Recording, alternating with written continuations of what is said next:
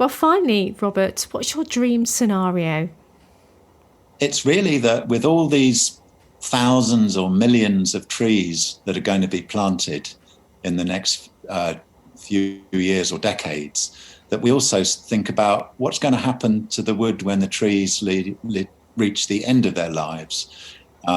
Because it's one thing to plant them, and then you've got to look after them for perhaps many decades to come, which is the woodland management, but also what happens at the other end. And I think my dream scenario is we start to think again about using wood, different species of trees, perhaps for different purposes, but using those different species to the sort of maximum potential, and find ways like Barn Club so that it's not just taken through kind of industrial routes, but it's taken through people, local people being able to use their local woods and learn those crafts and skills, whether it's spoon carving